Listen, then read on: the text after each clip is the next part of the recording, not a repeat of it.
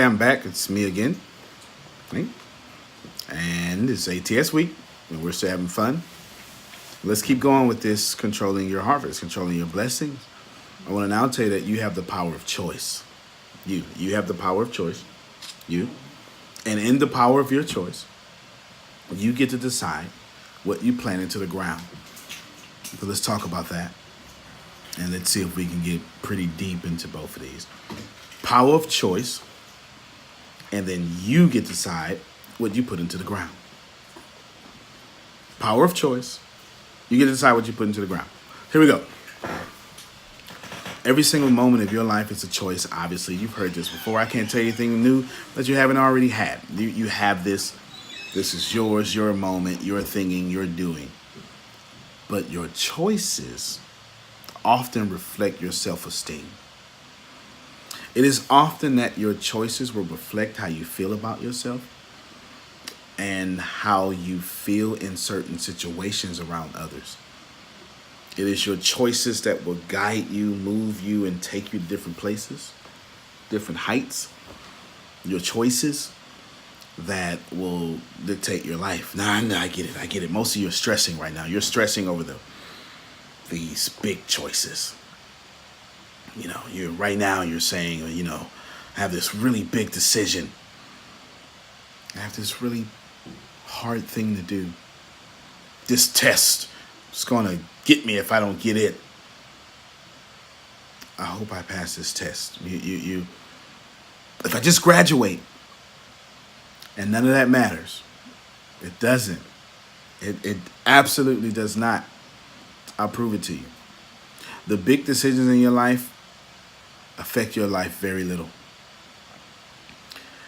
The millions of decisions you make a day, they affect your life a lot. A whole lot. The millions of decisions that you do every single day outweigh those big decisions. Oh, I hope I pass this exam. This exam needs to be passed, please. But all the million decisions that you made not to study are the reason why the exam is now a big decision. Oh, I need to lose weight. That big decision to lose weight. The millions of decisions of you eating the wrong things, that did your life in. You're that body weight because of the choices you have made.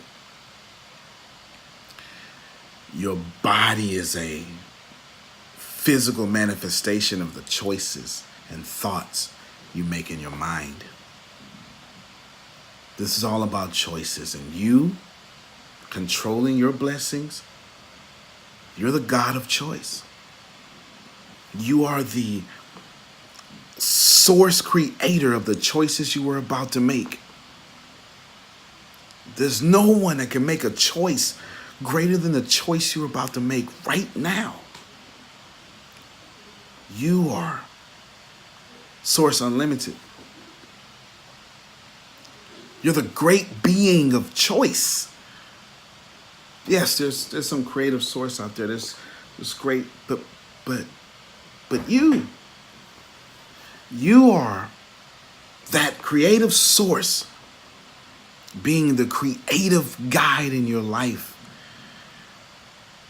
And up until this point, maybe you've created a good reality. Maybe you haven't. I don't know. I can tell you this much, that your choices have dictated your life, not the big ones. Everyone's stressed about the big choices because you know what? We think these things matter. Human beings make hundreds of choices in minutes. Do you need that extra piece of whatever? Did you make a choice to work out this morning or not? Did you make a choice to sleep late? How often have you made that choice? Did you make a choice to forgive someone who has hurt you?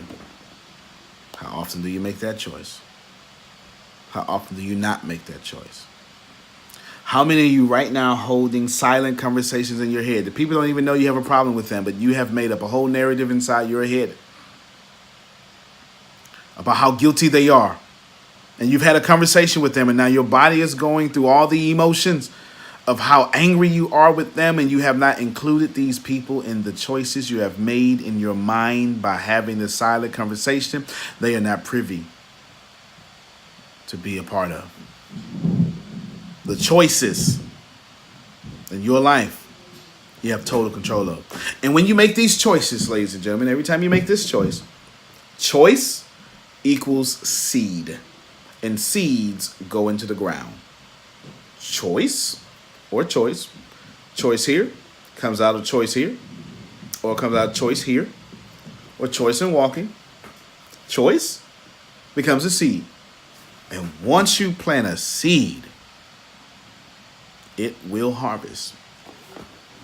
Every time you plant a seed into the ground, every time, ladies and gentlemen, every single time you plant a seed into the ground, every time you plant a seed into the ground, every time you schedule a harvest. Seed in, harvest has to come out. So if you keep planting poison, no matter how good of a person you are, or how religious you are, or how much you donated, you're going to always mix good seeds with bad poison. This is how you control your blessings. You control them by controlling your choices. And you control them by recognizing whatever you put into the ground will be obedient and come back to you. But it won't just come back. It will come back in great multiplication. I believe in you. And I believe you can do something better. My name is Antonio T. Smith Jr. You can plant better. You can dominate.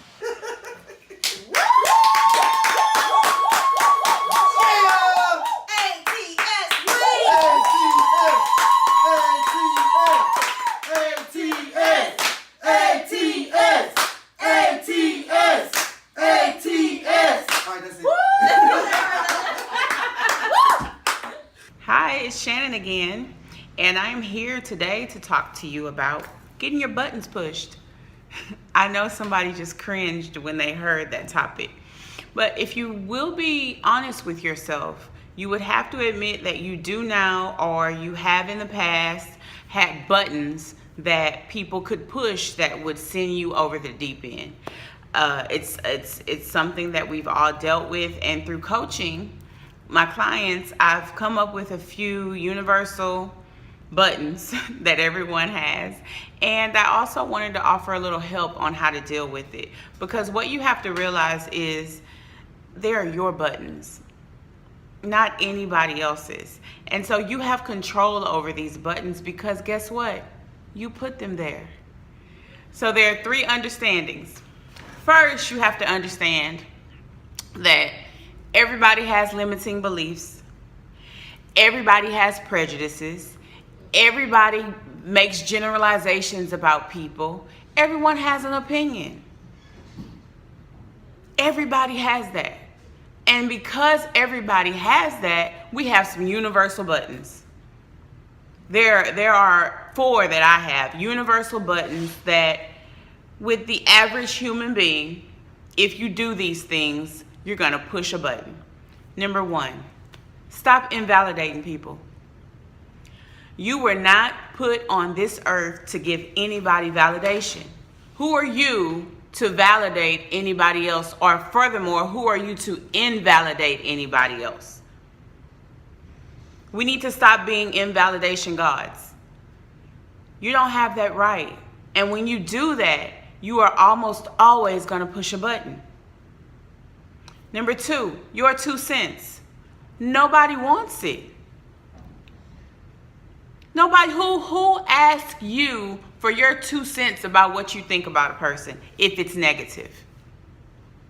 Lay positivity on people all day, but we always want to throw in our petty 2 cents about someone and expect a button not to get pushed.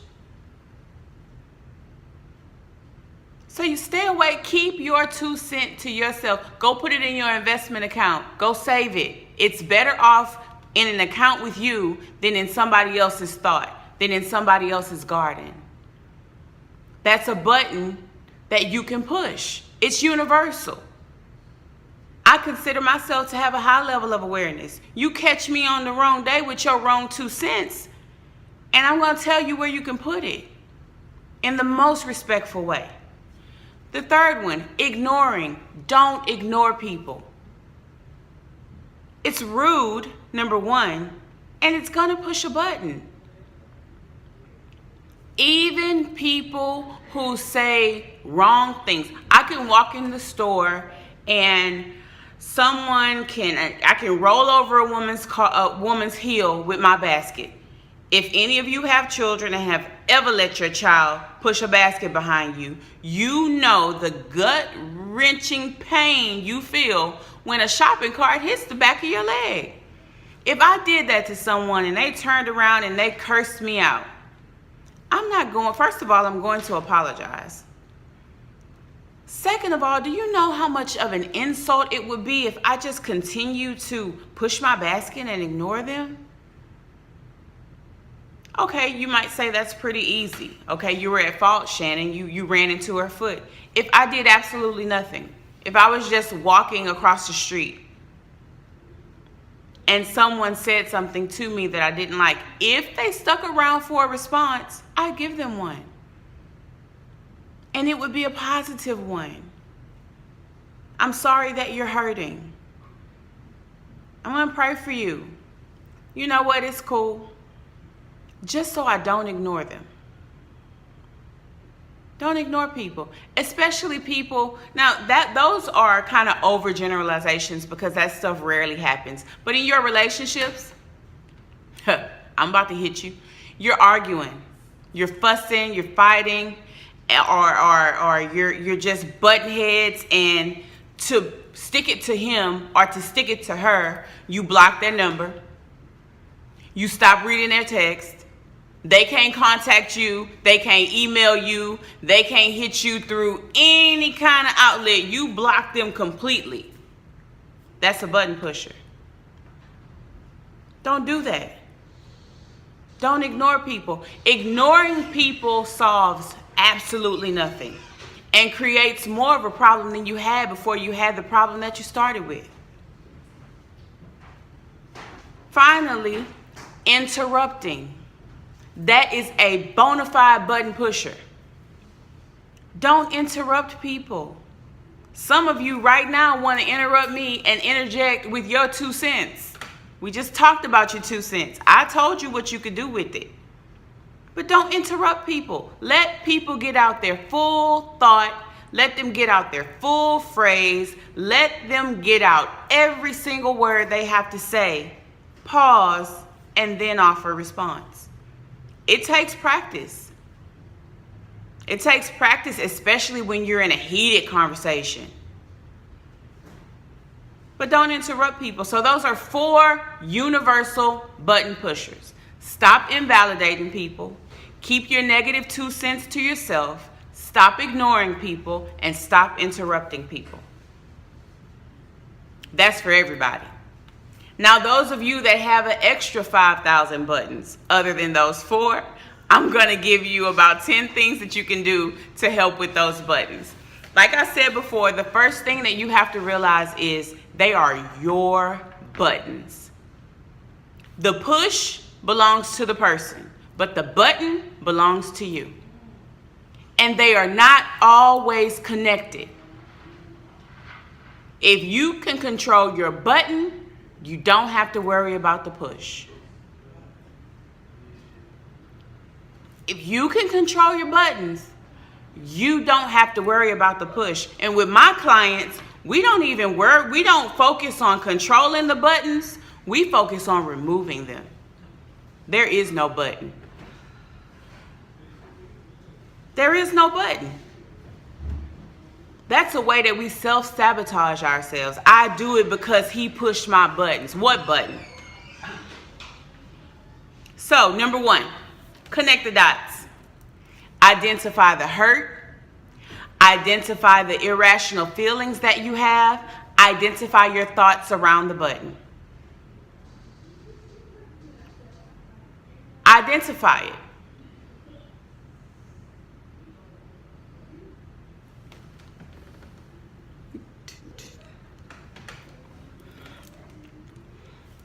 Identify the hurt. Identify the irrational feelings or thoughts you may have, and connect those dots. If you connect the dots, you will be able to paint the picture of where the button came from. When you know where the button came from, you can address that area. Once you address that area, you can remove the button.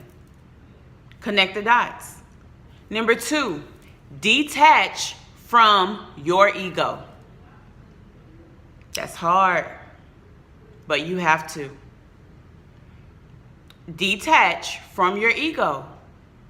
Some of you think too highly of yourselves when it comes to, these are my buttons.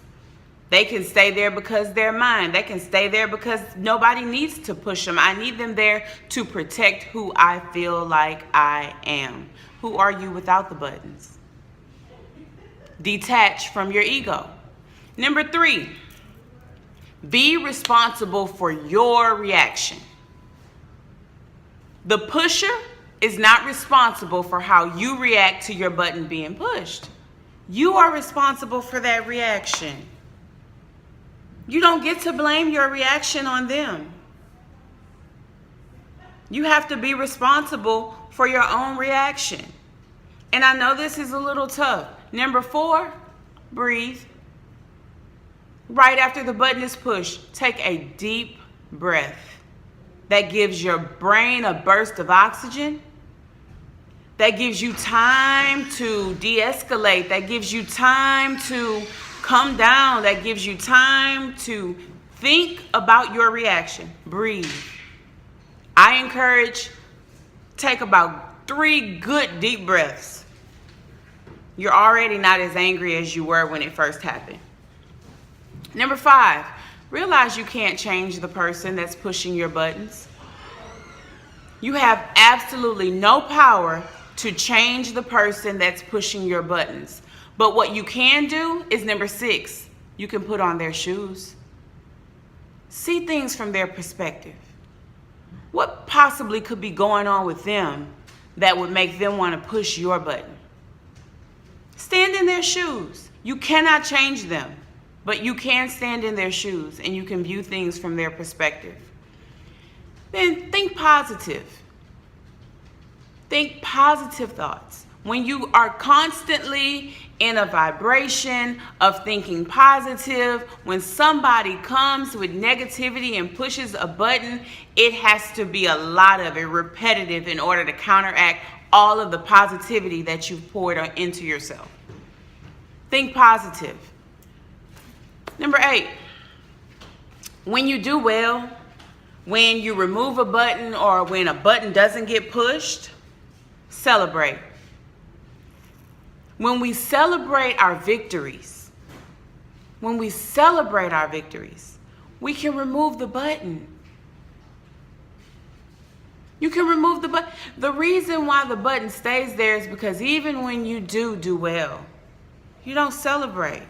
You still remain in a negative state of mind about what just occurred. But if you handle it correctly, you step into their shoes, you think positive, you breathe, you get out of the way of you detach from your ego, you connected those dots and you see that it ain't even their fault that the button is pushed, and you do well, celebrate. Celebrate. You deserve it. You did well. Celebrating victories releases positive chemicals, positive hormones, positive neurotransmitters. All of that stuff happens in your brain when you celebrate. You're feeding, you're happy when you celebrate. Number 9, be grateful.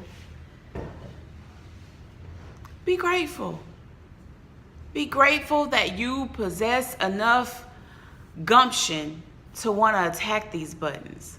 Be grateful that you're not so rooted in your way of doing things and in your way of thinking that you refuse to change a button or that you refuse to change how you deal with a situation. Be grateful. And then finally, share this process with someone else. Everybody struggles with having their buttons pushed. Everybody does. But if you come upon some information or you come upon a method, it doesn't even have to be this one. This may help you reach your own methodology about how to eliminate buttons. But whatever you come into, whatever new knowledge or new process you come into, share it with someone else. Not only does it help them, but it also helps you. It helps you to feel better. It helps you to know that you're not in this alone, and neither are they. I used to have a slew of buttons, believe it or not. I would internalize so much. And then I did the work to find out where they came from. And what I found was I had many buttons that were attached to one experience. And when I worked through my feelings regarding that experience, I worked on my self-esteem regarding that experience, it eliminated most of my buttons. We get comfortable with our buttons. It's easier to lash out than to look within. It's easier for me to attack than it is for me to atone. We have to do the work to be better so that we can receive better. We have to do the work. Your buttons are there to keep you from being the highest form of yourself. If you want to become the highest form of you, you will do the work to eliminate your buttons. I hope you've enjoyed this one. I've enjoyed speaking with you. As always, dialogue with me about it. If you have more to add, if you have questions, I'm around. Anywhere you can find Antonio or Tempest, they can get in contact with me. I do have a fan page, it's Shannon R. Clark, and then you can reach me through the ATS website or any other avenue where you see Antonio or Tempest or the rest of the crew. Thank you all for watching. Keep watching. I hope you enjoy it, and I'll see y'all around. Bye. Did you hear about ATS Week? I did. It's gonna be on the Is it stage. for real? It's gonna be on the like stage. 24/7? 24/7. No way. Yes. No. You know, like Shark Week is a big deal. Oh, okay. I Shark get Week it is now. a It took me blonde hair. It's okay. It's okay. It's so, okay. So who is who? Who's it gonna be from ATS? Woo. ATS, Antonio teaching the junior. Okay. Yeah. He's gonna do 24 hours a day, 7 days a week. Not just him though. Who? Not just him. You got Tempest Smith. You got Deanna Mitchell. You got Brian Johnson. Are Brian you gonna be A. on it? Johnson. Are you? I think I am too. Okay. Aren't you? So yes, I am. Yes. I am. And then we got Shannon Clark.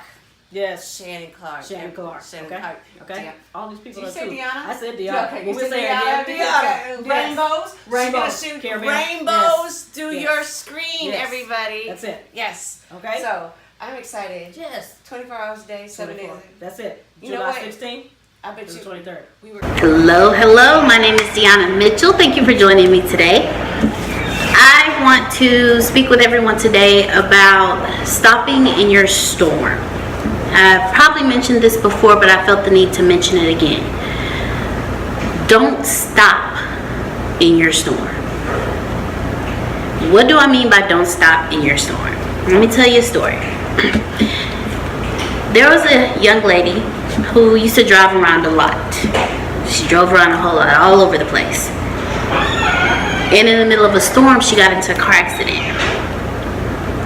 Well, because she was in the middle of the storm during her accident, anytime she drove now, she was very nervous. She was very scary. I mean, you understand how this can be when you drive during a storm and, you know, you have a car accident, you get a little nervous behind the wheel. Well, she was driving with her father one day, and they were driving into a storm. And as they were driving along, the storm got worse. The rain got heavier. And the young lady, she got nervous. She was like, well, Dad, I'm going to pull over. He's like, no, keep driving. And she's like, but Dad, the storm's getting kind of bad, you know, I'm gonna pull over. He's like, no, keep driving. So she does what her dad says. Being a daddy's girl, she does what her dad says, and she keeps driving. Well, as she's driving, it gets worse.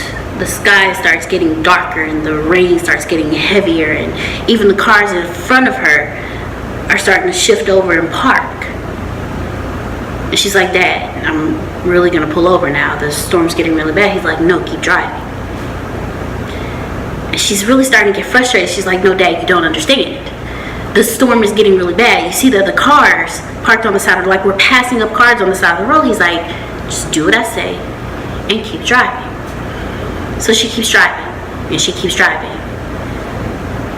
The storm gets worse as she's going. But listening to her father, she keeps driving. And as she keeps driving, she notices that a little further ahead of her, the sky seems to start to clear. The storm seems to let up. And eventually she drives out of the storm. And at this point, her father tells her, okay, pull over.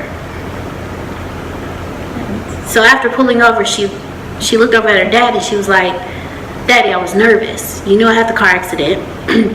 Why did you make me drive through the storm? And he was like, look behind you. And when she turned to look behind her, she saw the car still stuck in their storm. And he said, now look ahead of you. Clear skies and sunshine. He said, if you would have stayed, if you would have parked, you would have been in the storm longer than you had to be. Ladies and gentlemen, I come to you today and I'm begging you to don't stop in your storm. Stopping in your storm causes you to stay in your storm longer than you have to and longer than what is necessary. And what do I mean by don't stop in your storm? Our storms are anything in our lives that hit us and they seem so much to where we want to just stop in the middle of them. Those are the storms you keep moving. You do not stop. Because when you stop in your storm, you stay in your storm. And when you stay in your storm, you end up missing the sunlight and the blue skies. Let me give you an example of staying in your storm. When you grow up following the examples that were placed before you. So you do everything that these examples showed you. And these examples could be anything. These examples could be friends, they could be family, they could be parental units. These things could be teachers, they could be anything. But you follow these examples.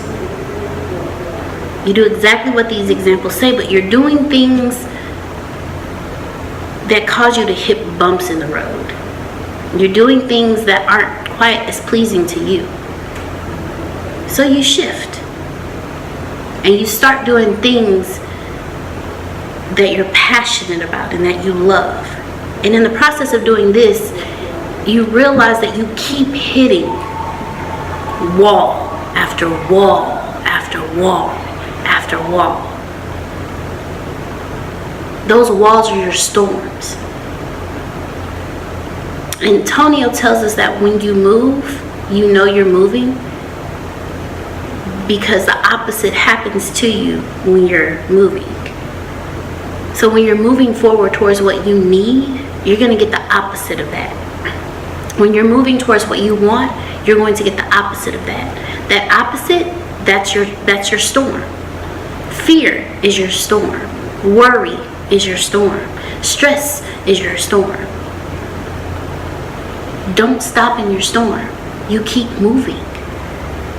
Just like the dad told the little girl, no, keep driving. You got to keep moving. When you hit that wall, when you hit that storm, you don't stop because your sunshine and your blue skies are right on the other side of that. How do you not stop in your storm? It's quite easy. You just keep moving. And I know that's easier said than done. Trust me, I know. I understand. It's easier said than done. It's completely Easier said than done. But it is easy to do. How do you not stop in your storm? By putting one foot in front of the other and you keep moving. How do you not stop in the storm? You reach out and you ask for help. How do you not stop in the storm? You find someone who's doing the same thing that you want to do and you follow their path. Because I'm sure they've hit storms and they've gotten through. How do you not stop in your storm? You let your passion for what you're doing be stronger than your storm. Don't stop in your storm, because stopping in your storm is staying in your misery longer than you have to be. Stopping in your storm is being rained on, being flooded out, not being able to move forward, not being able to see in front of you. But if you really think about it, look at how you drive at night on the darkest of the darkest roads. Can you actually see in front of you if it wasn't for your headlights? And even then, your headlights only shine 200 feet in front of you. Yet, you don't stop in the dark. Apply the same concept to your storm. You can only see so far in front of you, but you keep moving because you have faith that those headlights are going to stay working and keep moving and keep you going forward and keep you being able to see 200 feet ahead of you at a time. And every minute is an extra 200 feet, and every mile is an extra 200 feet until you get to your destination. Apply that same concept to your storms. When you hit a storm, believe within you that you're going to get through the storm, and you keep moving. Even though you cannot see past the storm, you keep moving. One foot at a time, one foot in front of the other. Read books to help you through your storms. What I mean, read books to help me through my storms? What's a book gonna do with my storms? Okay, look, let me explain to you. We have a certain mindset when we go into our storms. The same mindset that got us into that storm cannot get us out of that storm. So you have to change how you think in order to get out of that storm. It's not easy because you have years and years and years of compounded, unintentional, intentional learning and building that is within you. And it's in there and it's solidified and it's like just there, like nothing can change it. But when you read and you educate yourself and you stretch your mindset and you raise your ceiling on your thinking, you'll be able to take another step while you're in that storm. Personal growth and personal development is a storm in itself. Because once you start, you're consistently in a storm because you're consistently battling the storms of what used to be versus the storms of what you want. So don't stop there. Keep moving because it's not easy. It's going to hurt. Because while in this storm, you're literally washing away everything that holds you back. But you can't stay in your storm too long because you remain in a place of indecision and you remain in a place of uncertainty and you remain in a place that's just a flat line of your life. Life is a heartbeat. You're gonna have your ups, you're gonna have your downs. But don't stay in your downs, don't stay in your storms. Why drown yourself in your misery when you can just put one foot in front of the other and keep going? how else do you not stop in your storm? Like I said, you find friends that are willing to be in that storm with you and help you through and motivate you. Hey D, did you get it done? Hey D, what you doing? Hey D, keep moving. Hey Lisa, come on, let's go over here. Hey Lisa, are you having a bad day today? Come on, talk to me. Let it out. Don't hold it in. Your friends will help pull you through these storms. They'll be the dad in the passenger side that tells you to keep moving forward. When you're ready to park, they're the dad sitting next to you saying, don't stop, keep moving. You're going to need that. You're going to need someone who is on your side, telling you, don't stop, keep moving. Because if you stay in your storm, you may be there by yourself. Because being in your storm is a lonely place. Your friends are moving through the storm. They can only take you so far. You have to want to be out of your storm. So that's why I keep telling you, don't stop in your storm. Because you'll lose the friends that you're supposed to have. And you'll be stuck with the friends who enjoy playing in the rain.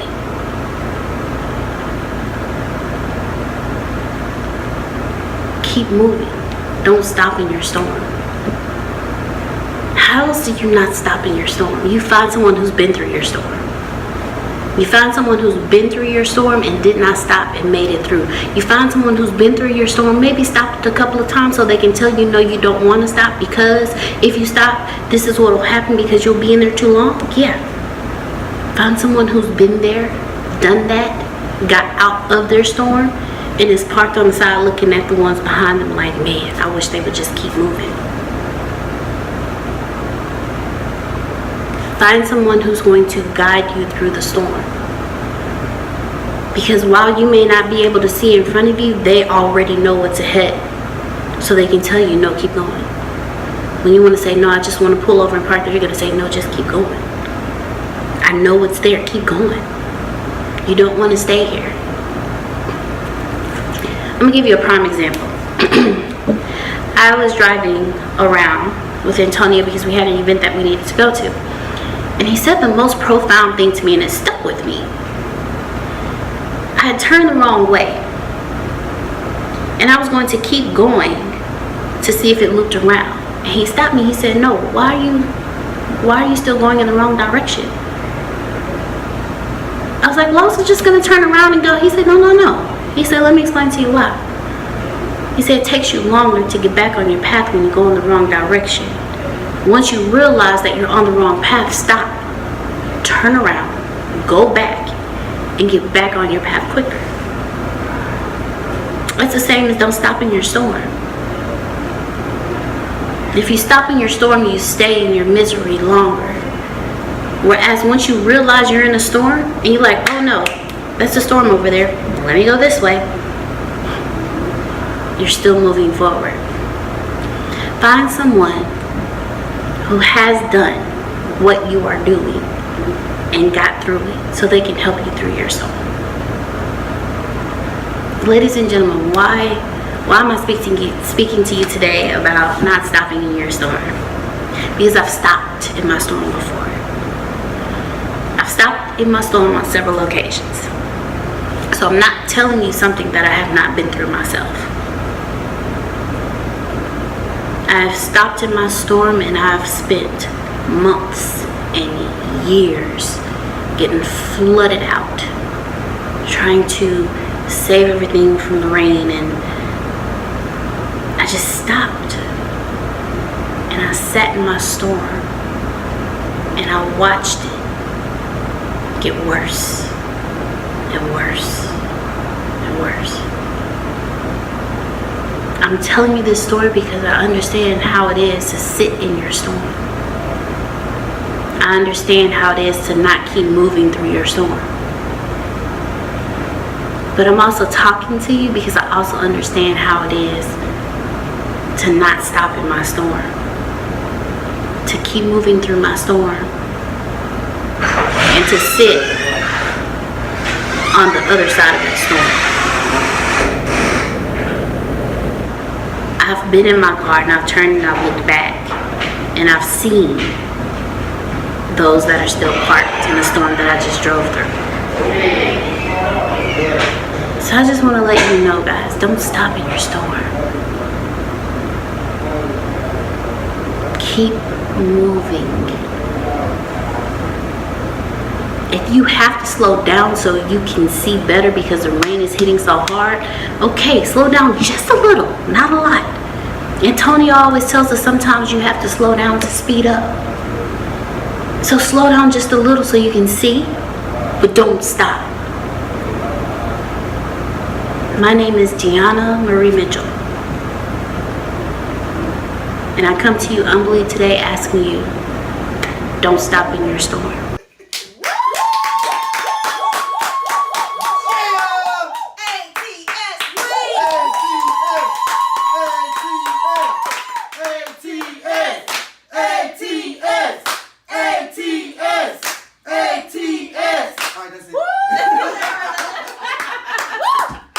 Something like that. We're going to drop the information, his page and stuff like that. I'm going to drop it there for you guys to get there. If you're not in the area, don't worry about it. It's not a commercial, but I like putting people on. So if you're not in the area, don't worry about it. He's editing information right now, workouts for you to be anywhere in the world, and you work out with him. Hey, come on up camera real quick. Come on up camera. Come on up camera. Yeah. It's my conference. I can do what I want.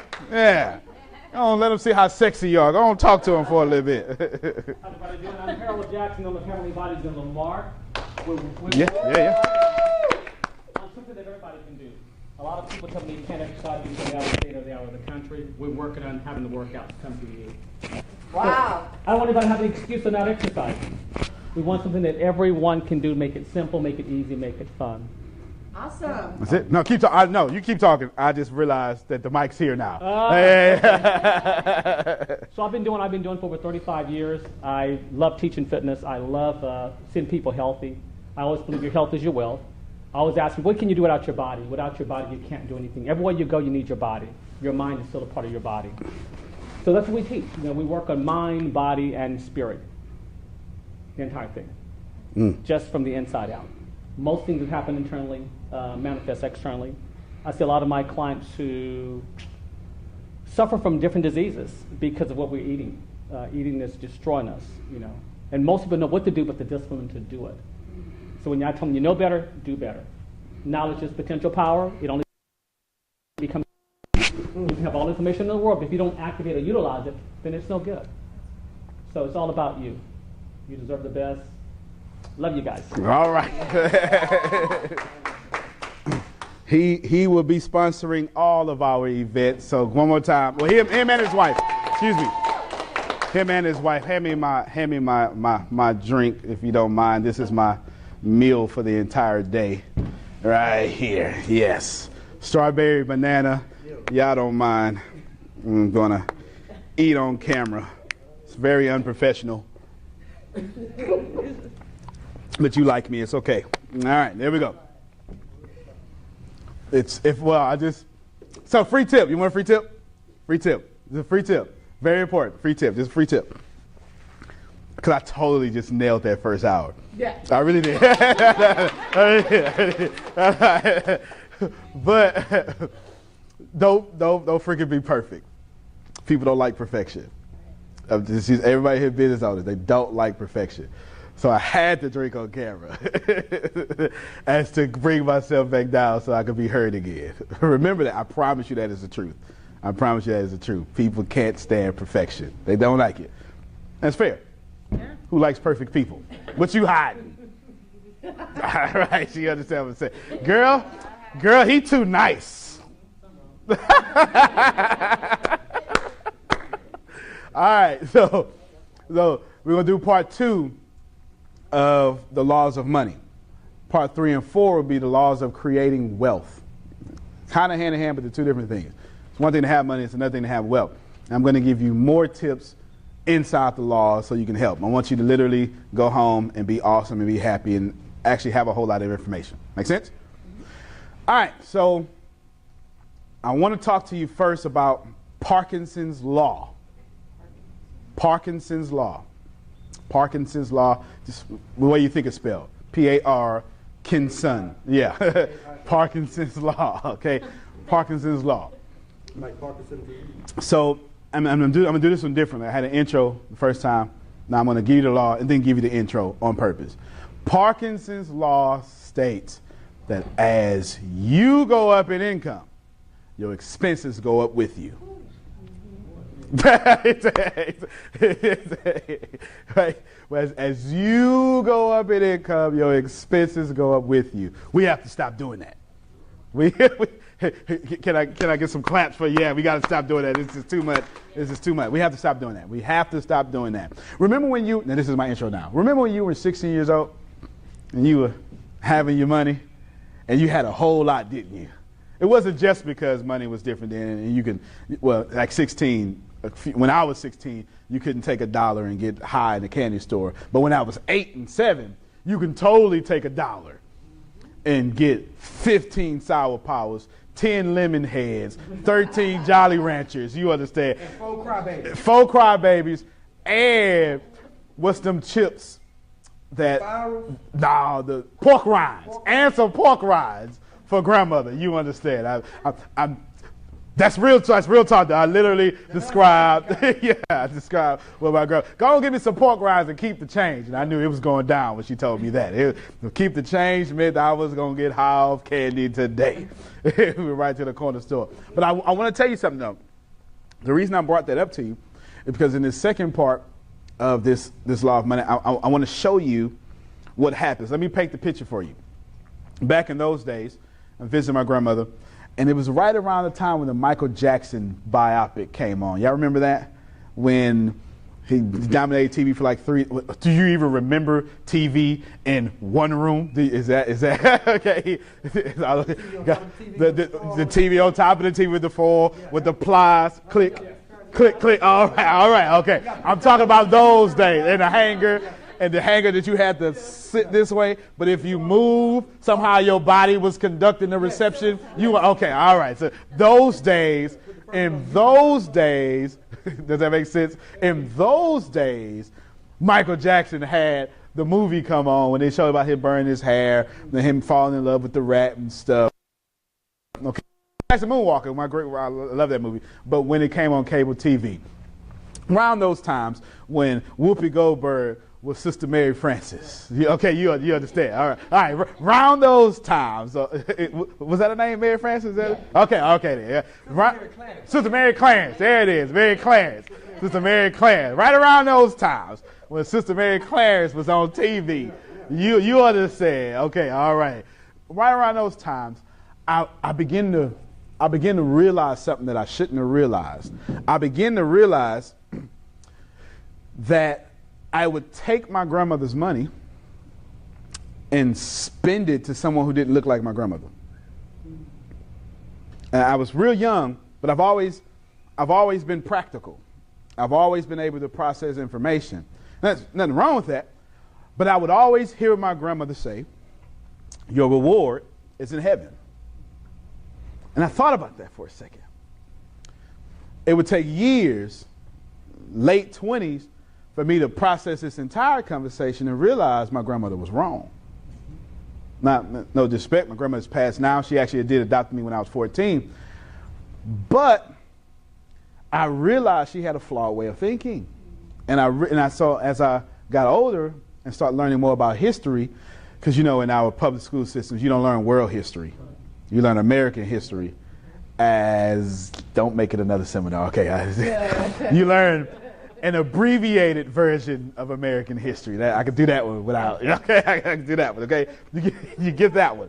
Okay, and I realized that her thought process was not only coming from the church, which no problem, no disrespect to anybody, but it was also coming from slavery, because in slavery, their reward literally was in heaven. It was it. I mean, they couldn't wait to die. You ever seen the movie with Denzel Washington, Glory? He's a great example of I'm going to be what I have to be until I'm out of here. Can they still hear me? Okay, good. I'm going to be what I got to be until I'm out of here, whatever, because it don't matter what's down here. Okay. I'm afraid that you're doing the same thing and you don't realize it. I'm afraid that you think your reward is in heaven. I'm not saying it's not in heaven. right? Because she's getting it. I'm not saying it's not in heaven. I'm not saying heaven doesn't exist. That's an argument I don't even want to have. I'm just simply saying you can have some stuff now.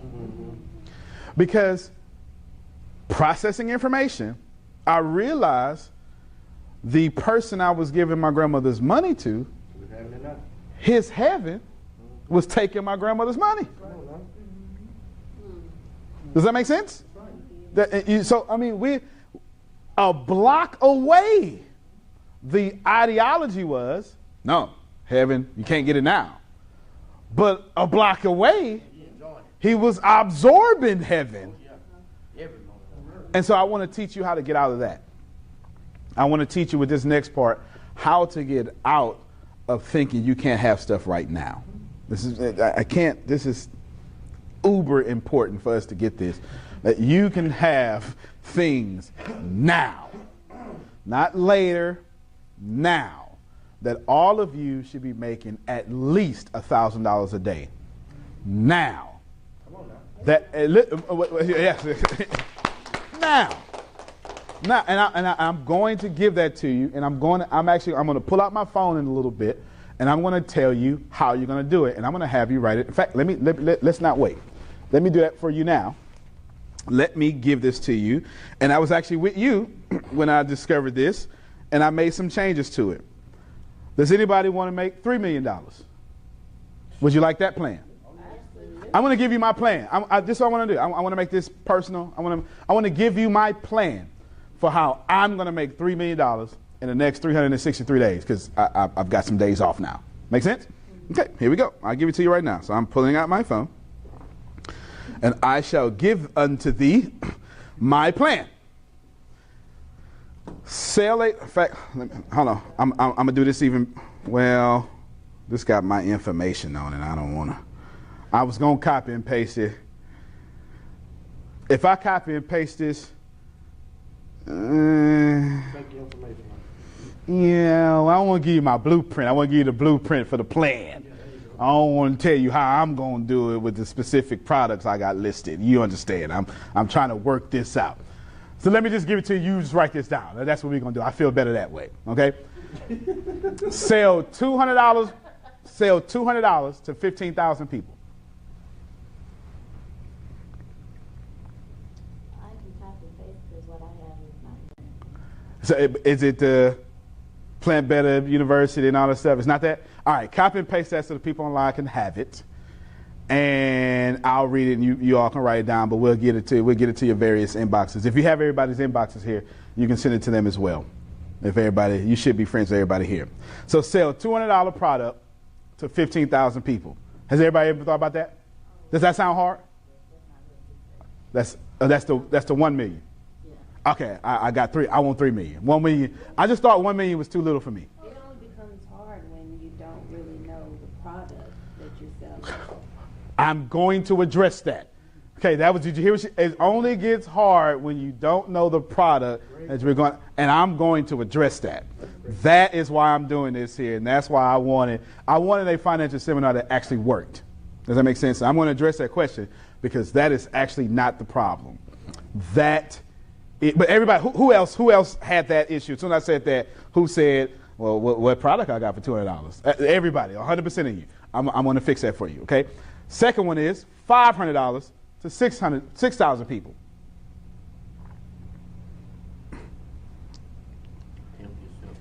$500 to 6,000 people.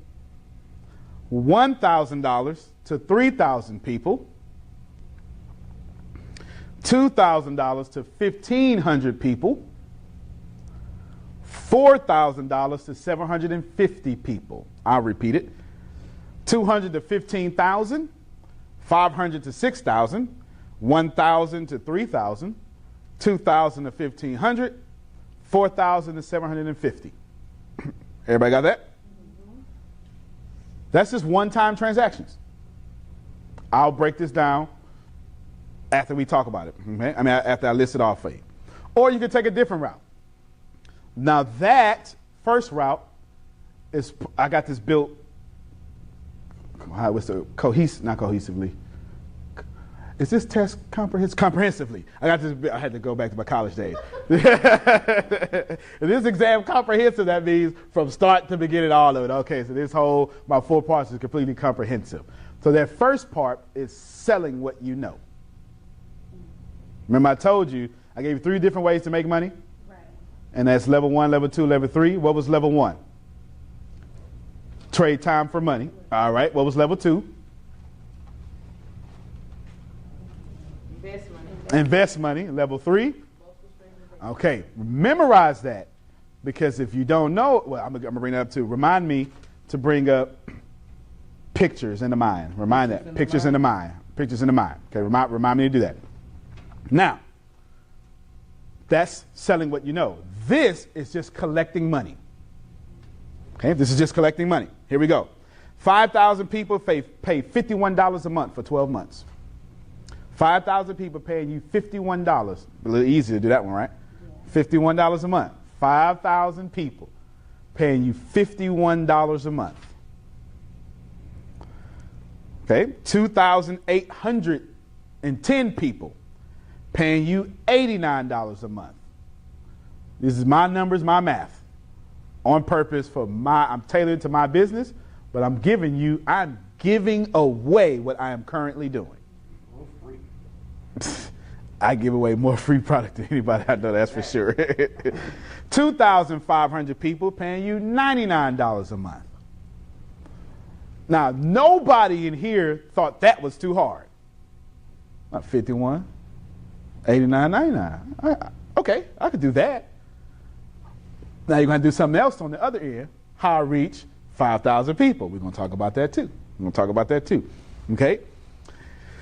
Here's another one. This is also collecting money, but less energy. 2,000 people paying you $126 a month. 1,000 people paying you $249 a month. I'm going too fast? Okay. Let me back up. Did we get the $5,051 a month? Did we get all that? Okay, good. So 2,000 people paying you $126 a month. And all this is for 12 months. It should be understood. For 12 months. 1,000 people paying you $249 a month. 500 people paying you $471 a month. 250 people paying, I'm going to repeat it, 250 people paying you $999 a month. Let me repeat. 2,000 at $126 a month. 1,000 at $249 a month. 500 at $471 a month. 250 at $999 a month. Did everybody get that? I'm going to center the rest of my talk around you understanding this, and I'm going to give you the laws to get this done, and I'm going to give you tips to get this done. This is a blueprint for $3 million. Now, would you mind being blessed? Absolutely. Okay, follow this next step. I want you to create that whole last thing duplicated, the 2,000, 1,000, 500, 250, the very last thing. I want you to create another section for it. Same thing, same numbers. This time, I want you to create a corporate, because everybody here was thinking about your customers. Now I want you to go after corporate. Same thing. This time go after corporate training and corporations. Does that make sense? And in this one, you can do it. I'm going to break it down how you can do it. I'm going to tell you how you can do it each step of the way, and I'm going to have you scream out to me so we can have audience and interaction for our online viewers. Make sense? Okay? Now, so you got that last section twice. Therefore, you have 1, 2, 3, 4. You should have 16. Is it 16? Is it 16 different things? Mm-hmm. Right? Yep. Okay, 16. Now, if you didn't catch it, each one of those is $3 million. Mm-hmm. So 16 times 3 should still be 48. Am I about right? Is 16 times 3 still 48? Somebody do 16 times 3. Still 48. I just want to make sure, they could have changed math on us. No, I like math. I'm very good at math. I did that math in my head because math is another universal language. Please notice in this seminar, I have yet to give you my personal opinion. I've given you nothing but practical laws. Math is a law. Math is also a language. So if you do what I say, you have a blueprint for $48 million.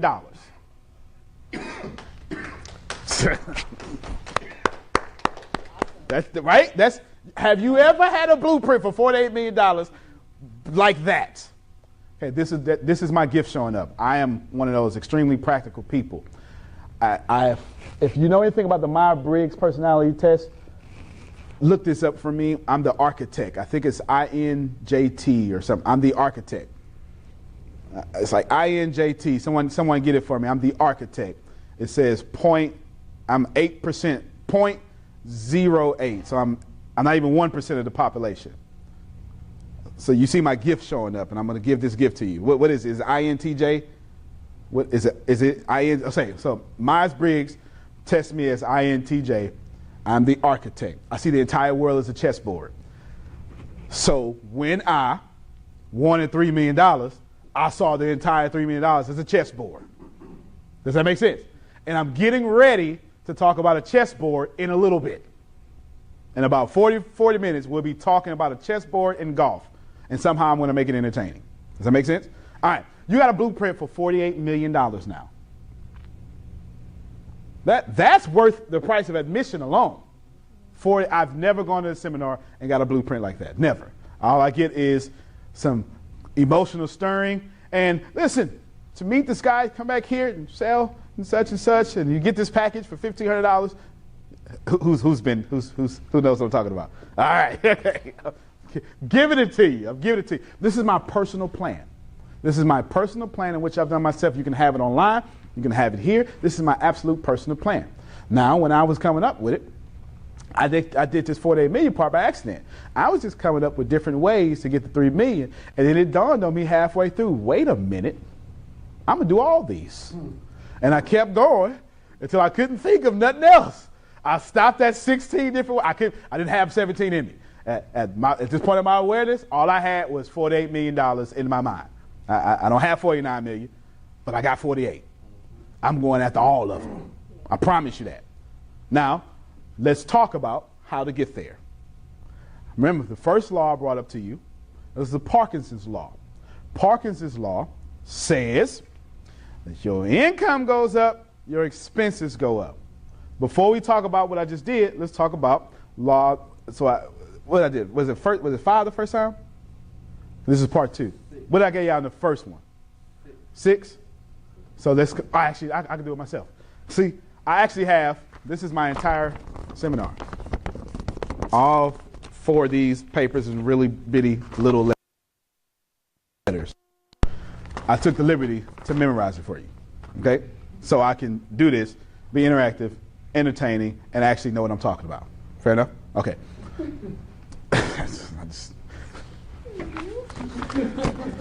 Okay, guys, we could. Oh, sorry. Okay, we could clear eyes. You just said we don't want to do that. Okay, all right. Okay. But that's the whole thing. Yeah, you say you leave it, huh? Or hey, death by PowerPoint ensues now. It's too much. First off, you're too hungry, and that's too boring. You can't be hungry and bored. Sit down, man. Just sit down. Just you understand, okay? So that's 7. So the 8th law of money is the law of 3. It's the law of 3. The law of 3 says savings, insurance, income. Savings, insurance, income. No point in you having income with no insurance. Hurricane come through here and take everything away. It's done it before. It'll do it again. The only reason I got this smart now is because Hurricane Ike in 2008 made me what I am today. I lost everything, And I said, you know what, I don't know how that happened. I can't do it again. And ever since then, I went on a pursuit to already take what I knew. I had the income, but I didn't have the awareness to keep it. How many feel that way? You got the income without the awareness to keep it. That's what we're doing right now. So I had the income, but yeah, definitely, definitely. But the awareness to keep it was something completely different. And so losing, I've told you, winning never taught me anything. Losing has taught me everything, everything. Now, I'll give you those two laws, which is 7 and 8. Parkinson's law, law of 3. Yes. Oh, you know what? I forgot to say that. We can have an open Q&A the whole time I'm talking. I forgot to say that at the beginning. The picture, remind me when I get to when I do 2 more laws. Two more laws. Okay. So picture in the mind. He's going to remind me when I do 2 more laws. So let's talk about how to get to what we got. What was the first thing I gave you as far as the blueprint, $3 million, which is now, you know, $48 million. Okay, sell 200 to 15,000 people. And she said, which all of you agree, how I have this, what do I got to sell $200? All right, let me bless you. You don't need to understand that. How is not your responsibility. What you need to do is you need to sit. At the very beginning of this seminar, I said I sit down at my desk every day and I say, somebody owe me $8,300. I ain't generated that every day. I don't think I've generated it yet as far as a day is concerned. But every time I tackle the problem, something clicks in my brain and I get frustrated, but my subconscious continues to work on the problem. It's going to be one of the laws I'm going to talk about in a little bit that's going to fully answer your question, and we'll double back full circle. But you don't have to worry about how. You just need to know that if you can see it, you can get it. So everybody in here now and everybody listening, you literally have $48 million. The only way you don't have it is if you talk yourself out of it. We're going to cover that too right before I get to that law that we're talking about over here. You have a blueprint for $48 million. The only way that you don't get that is if you think you don't deserve it. That's the only way. Because if a man think it, he can achieve it. Period, point blank, that's not changing. Before you ever left a job, you left it in your mind first. If you put your mind on that $48 million, your body must follow. That's physics. Before you walk out of that door, your mind has to walk out of it first. Before you push it open, you will see in your mind your hand push it open. Some of y'all know which hand you're going to push it open with. Since I'm predominantly left-handed, I'm going to push it open with my left hand. Look at the door. Which hand you going to push it open with? Right. Got right over there. It's happening in your mind first. So your body must do it. That's no different. The universe can't tell the difference between $48 million and 48 million cents. No difference. It's all energy. It's the same proton.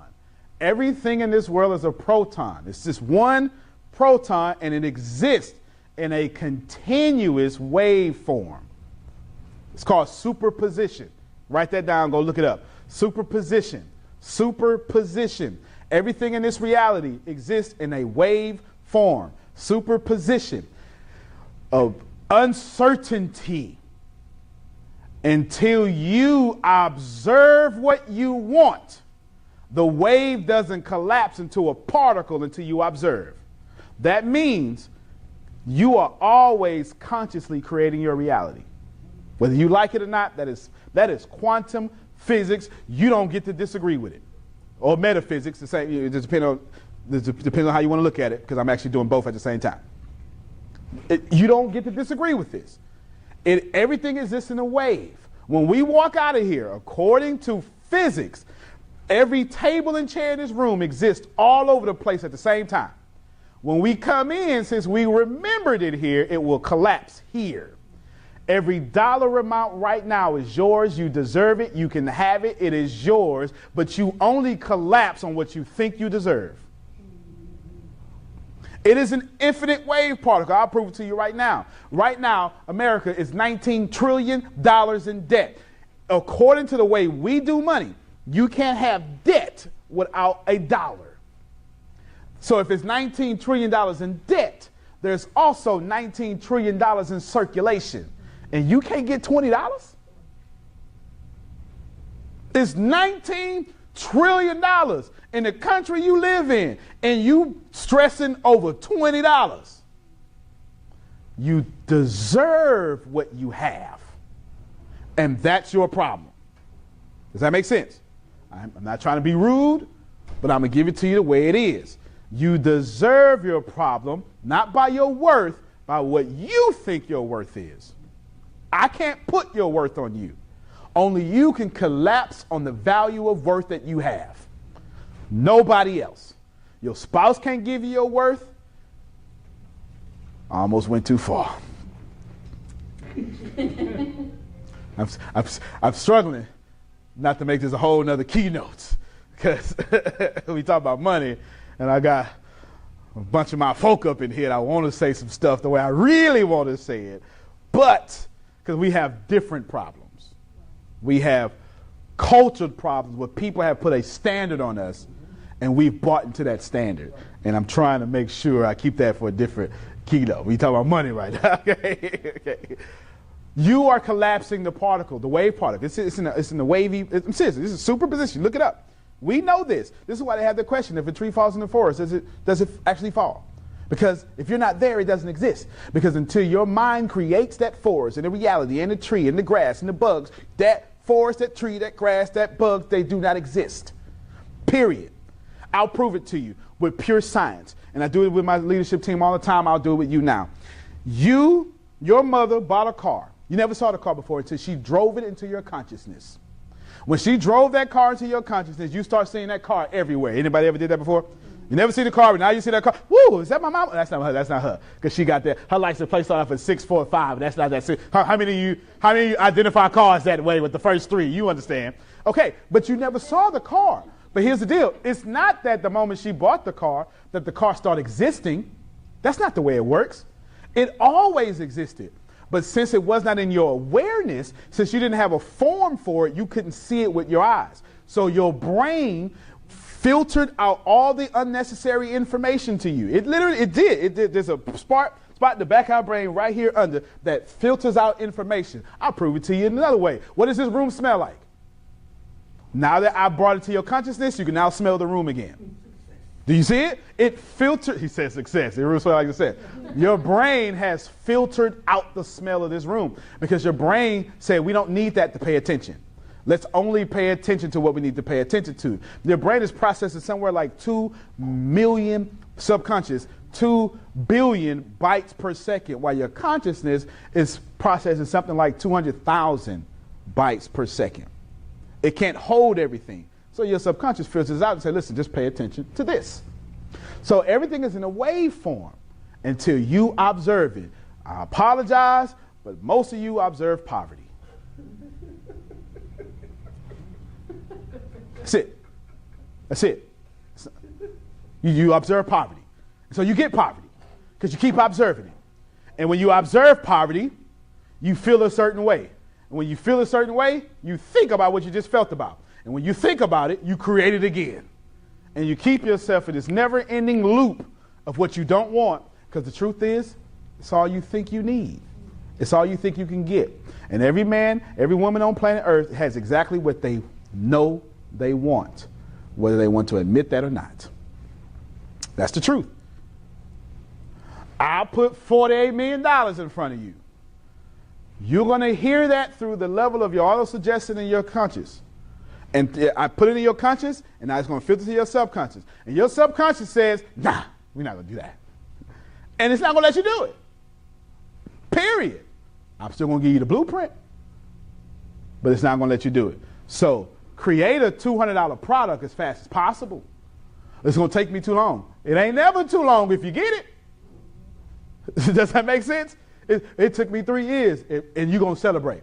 Because let me tell you what happens when you win the Super Bowl or the NBA championship. All them hard days was worth it.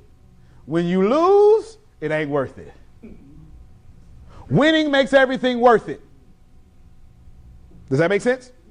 If you win it all, it was worth it. Every argument, every spousal argument, every broken leg, every hurt thigh, every lifted weight, all the tour trip, the peanuts on the airplane, it was all worth it.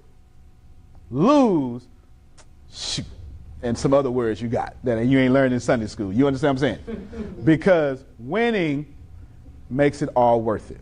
So $200, you create a product for $200. Here's how, and when we get to the wealth, I'm going to give you how to create that product. But I'll give you the law, but I'll give it to you now. You need to start following people who have $200 products. Come on now. Associate yourself. Okay? That's what you need to do. If you don't know how to do it, follow someone that has $200 products. Does that make sense? That's just what you have to do. It's not personal. It's just what you have to do. Follow someone that makes $200 products. With every product there, do the same thing. I don't know nobody. Let me take a page out of Gary Vee book. It's this crazy tool that nobody knows about. I'll spell it for you. Google.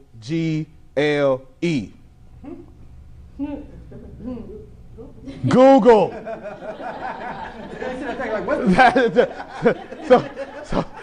So if you don't know it, you get to Google. I can assure you, it's that anybody doing something great in my field, I have their pages in my bookmark. I don't watch my competition. I don't have time for that. I don't compete with nobody. But I emulate people in my field. I make my own. I do it my own way. Oh, you got a product you selling for $20,000. Wait a minute. My conference costs $50. You got $80,000 tickets. What I need to do? Yeah, raise the price. So now, well, you can't raise the price without raising the quality. But it's almost never about price. It's always about conversation. And so I have conferences now that's $1,500 a ticket. I'm working on one now that's $10,000 a ticket. And you're going to pay me. Because I'm only going to attract the people who are going to pay it. Anybody else who said, it's like, nah, you think you all that, they're not my customer. Please write this down. Stop worrying about people who are not your customer. Ooh, Reverend, you're speaking a word now. Stop worrying about people who are not your customer. Stop chasing people who are not your customer. Everybody won't like you. Something I like to say all the time. You could be the biggest, perfect, most ripest peach on planet Earth. There will always be someone who don't like peaches. Stop worrying about people who are not your customer. So for the residual income, you create a product that has that worth, and you go get those people. Next logical question, how do I get those people? That brings me to the next section. The next section, what was the first thing in that section? Second section. The one that, the sell what you know. It wasn't about residual. It was, oh no, I'm sorry. This was about residual here. The second section was residual. No, the section, the money down there. I memorized this. I didn't memorize my thing. Yeah, 500, which one? 500 to 6,000. Okay, $500 to 6,000 people? Okay, that's okay. You see, that's kind of residual. First, that's kind of residual. Okay. Now, no, that wasn't right. Hold on. For the 5,000 people to 51? Yes, that's what I was looking for. 5,000 people to $51 a month. That's residual. That's residual income. $51 a month. Now it's easy to create a $51 product. Now you have a different problem. How I go get 5,000 people? So when I answer this question, I also answer it for that first section. Facebook is the new internet. Not just Facebook, but Facebook's the new internet. Y'all are doing Facebook wrong. Better make them down as well. Let me tell you how strong Facebook is. You have to. Facebook's so strong. I just didn't buy the Zoom and all the packages I should have did to have the online people follow me. I just started a secret group on Facebook and said they can't share it outside if they try to. They can share, but ain't nobody gonna be able to see it because I got the restrictions on it. So save me money. Hotel, I'm spending money to be here. Give me some Wi-Fi. Boom, I just saved money. I can stream to many people I want to. 15,000 people in that second group. It's fine. Make sense? Does that make sense? Okay.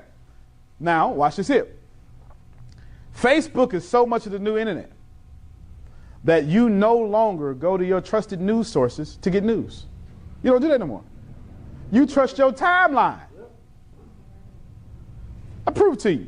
If it's a mass shooting right now, that happens, and unfortunately that totally happens, and you get a notification, whether it be a text message or some news app, you are not going to go to that news app to see what's going on. You're going to check your timeline. See what they talk about. Tell me if I'm lying. You're going to check your timeline. You're going to say, hold on. Think about what CNN told you it was a mass shooting. And you don't trust CNN, you trust your friends on your timeline. Do you know how powerful that is? That's incredible. That's incredible. That is absolutely incredible that you trust non-professionals to give you the news. yeah. And it's not wrong because you trust your people not to lie to you. You understand what I'm saying? And so this is how you get it. You just simply start purchasing ads on Facebook. There's a way to do it. I have a conference, $1,500 for that upsell. No, just joking. Although I do, though. It was a kitten upsell, but I'll go, if you think I'm serious, inbox me. We'll talk about it. Okay. But you just create a plan, not for the product, but for the marketing. That's the answer to the question. You create a plan that pushes you to 5,000 people. And then so on and so on as the numbers go up. Make sense? Or actually they're going to go down. Numbers go down.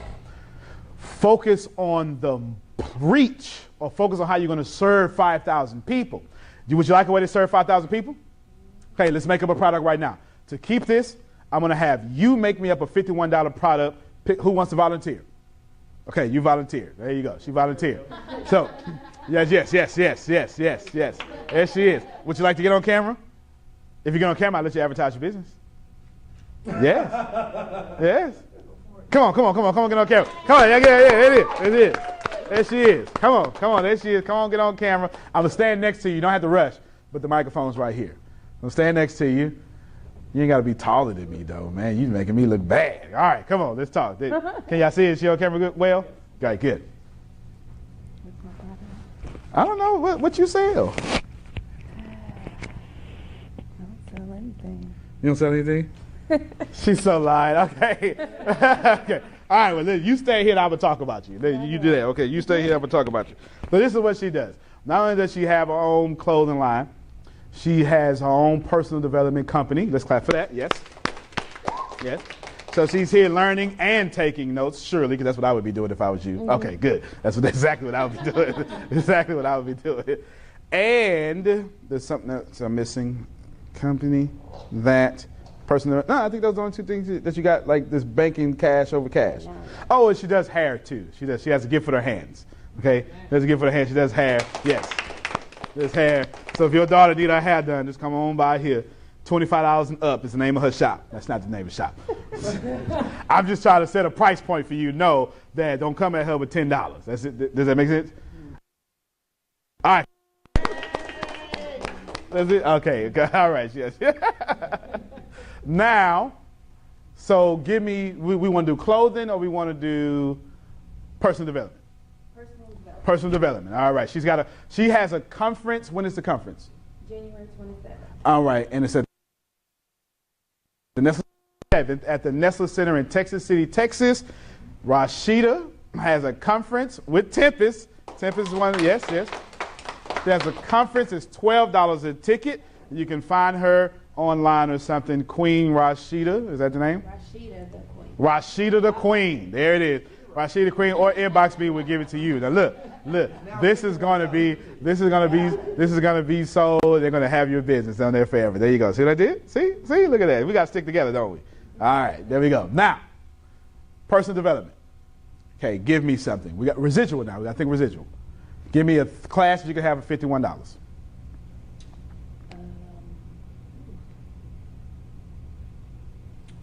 This is open discussion, so we can. Yeah, we're making it up. Yeah. Y'all can't hear. She say, yeah. She said we all in this together. No, to help, because we're actually gonna develop a product for it right now. The power of retraining your mind. Okay, so we have one like that, power of retraining the mind. Is that something you do well? What do you do very well in personal development? The mental makeup. Okay, so that would be retraining the mind. But mental makeup as in like your worth?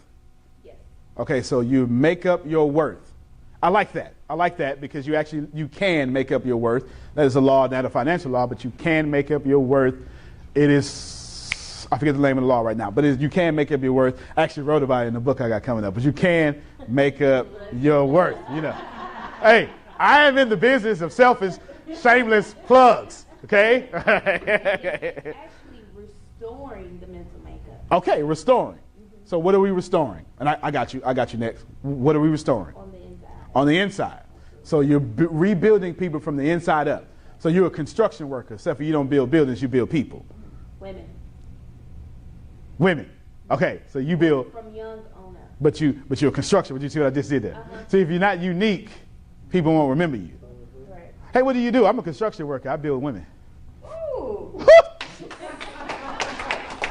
All right, you get it? All right, you had it. You remember that, right? Okay, good. Right? So now we have a $51 product. Before we get to you, let's see. He had something to say. Go ahead. No, I'm going to steal this one from Mrs. Nichols. I would love to do a conference on taking try out your vocabulary. Okay, so we're going to do both of y'all. So this is what we're going to do. This is what we're going to do. Yes. Yes, that's all right. Look. And he was just saying that. Now, he's a Les Brown speaker, trainer, certified coach. Let's give him some love. Yes. Now, we're going to do the next level. What's the product after that? What's the product after $51? What's That one is, we said 2810 people for 89? 89. We're going to have to create you an $89 product. You don't mind. Okay. Now, here we go. So we'll do both of them. Y'all ready? All right, so $51 product about making up. So we're going to call it something like Construction of women. the reconstruction of women. The reconstruction. Woo! There it is, right? The reconstruction of women. This time, you do your own building. Come on, Reverend. Come on. Now, you understand? Okay. Yes. Yes. There you is. You're going to make Eve over. She got it. You get it? You get it? She gets it? All right. Good. Now, so there's her course. Now, you're just going to go step by step of building your course. Does this make sense? Now, watch this here. We're going to build your course. Who wants to see us build our course? Come on, right? We're going to build your course. Let's build your course. Since this is something you're already expertise at, we're going to build a course right now. I come to you, I'm a broken woman. What's the first thing that you know to tell me? What I know to tell you is to love yourself. Okay, so lesson 1, love yourself. It's your class. Yeah. It's your class. I'm not building. So look, by the time people say, no, you built the class. I'm just pulling it out of you. It's your class. Okay, now, of course, you tell me I need to love myself. I reject that. Now what you tell me? Well, what do you love the most? Okay, so lesson number 2, overcoming rejection. And then there, talk about what do you love the most. What you got? I got tell the woman to forgive herself. Oh, okay. All right. So where in your lesson of me will you tell me to forgive myself? Because this is definitely early, that's for sure. Confrontation. Conversation? Confrontation. You have to confront it first. Okay. So move towards confrontation. That's lesson 3 or lesson 2, whatever you want to put it, wherever you want to put it at. Move towards confrontation. See, notice that sometimes I add words. I don't add words by accident. I add words to invoke an emotional response. Right. So when I say move towards, it means you don't get to be still. Right, and remain stagnant with it. There you go. Okay, there you go. So that's in that class. So now that you told me to love myself, I rejected. You told me, okay, pick something I like. I picked something. And then that start to work on me. Now you tell me, now listen, that's not enough. You got to confront the conversations with the same people you think you don't need to have. You need to have these conversations. You need to start with yourself as well. Okay? That's all part of forgiving yourself. Now that I did that, forgave myself, what I need to do next? You start observing the people around you. Woo, that's a good one. Come on, clap for that one. That's right. Because everybody around you shouldn't be trusted no more. Because they let you be in depression. Does that make sense? Yeah, you can get, while we're doing this, you can get help. They let you be in depression. So observe the people around you. Okay, good, good. Now that I've observed the people around me and I said, Queen Rashida, there's some people around me I need to let go. You tell me? All right, then take action. Let them go. There it is. That's the next lesson. So you will now teach me how to let them go. So now, because I don't just observe, now you got to teach me in the next lesson how to let them go. Okay. So make decisions to let them go. Is that the same lesson?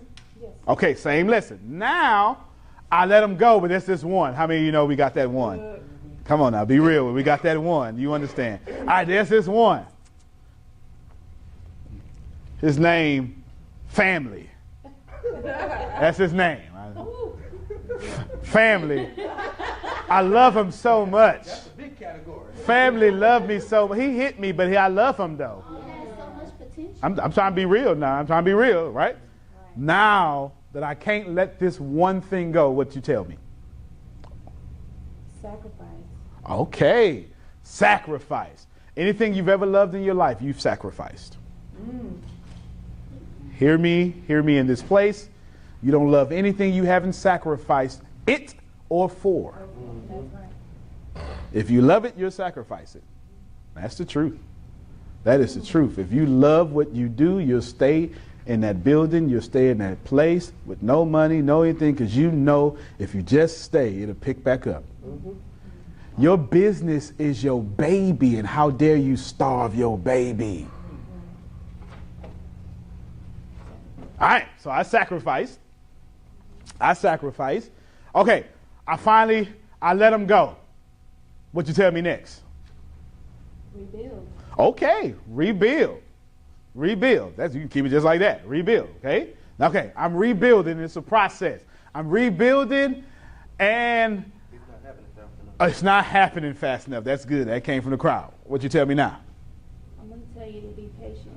Okay, be patient with who?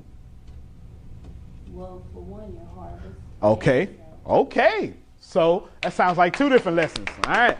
That sounds like two different lessons. So be patient with the harvest and then be patient with yourself. That's two, right? Both of those down. That's your course. Because it ain't enough to tell me to be patient. Those are two different stages of life. I'm sorry, but that's more than $51. Okay, all right. There you go. See, there you go. There you go right there. Now, so we got to be patient with yourself. Harvest, be patient with yourself. Now, what else we got? Oh, no, I'm sorry. Let me put you back into the thing. So, I took your advice. I'm being patient. So what happens now? I followed all that. What logically happens with me? You have to put into perspective all the things that you've done. So now that you've run the course, you got to put it into perspective. Okay, what do you mean by put it into perspective? You got to put it into motion. Okay. So you sacrificed, you observed the people around you, made the decisions already. You have to once you're rebuilding, you have to work on your rebuilding. So if you had any weaknesses that come from that, you make those stronger until the harvest starts to produce itself. That's good. Okay, so sum that up. Let's call it move forward with everything you know, or something like that. Well, we got to move towards. We got to move towards. But what I mean is like rebranding. Well, kind of rebranding, but at the same time, what it is like while you were sacrificing, and making decisions and cutting everything off, and while you're waiting on your harvest, you work on the things that are right then and there that weren't moving fast enough. Those are the things you work on so that you can actually. It's like growth. Yeah, but like when they're actually making the harvest and they're cropping throughout the season, there's plenty of things that they're doing while the season is going on. Okay.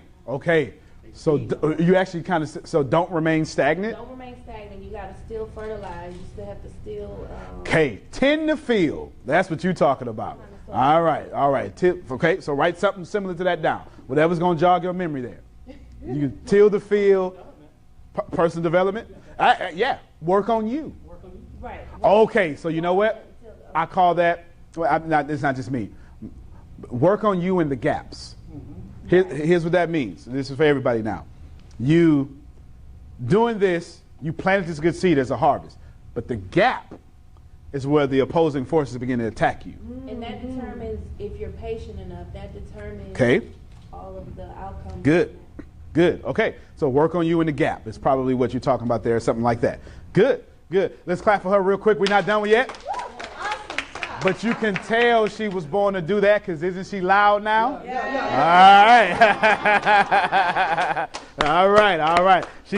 We put her right at her gift, and she was like, "Listen, she moving her hands. She's talking loud. She's ready. She got fire. You got fire in you, don't you? Because you're supposed to be doing that. That's good. Okay. So now that I start working on me in the gaps, what happens with me next? I'm still a woman. What's next? It's your course. You start living life. Okay. Live your life. No, you should write that down. Let me tell you why you should write that down. How many of you, male or female, are not living your life? Come on, be fair. Be fair. You living the life for your son, for your daughter. You living the life for your mom. Because if you're not careful, you'll as we get older, parents start dying, kids start going off to college, and everybody has need of us, and we forget to need ourselves. I'm telling you. And then, so what happens when you in a relationship and you forget to need yourself? You lose yourself. And when you lose yourself, you're no longer the person that they fell in love with. And now they thinking it's their fault. And now that energy you pushing off, not now. And it's always not now. And now they feel unworthy. And now they send that right back to you. And now you going through divorces unnecessarily, just not because y'all had something wrong. This is why you get divorced, but you still love each other.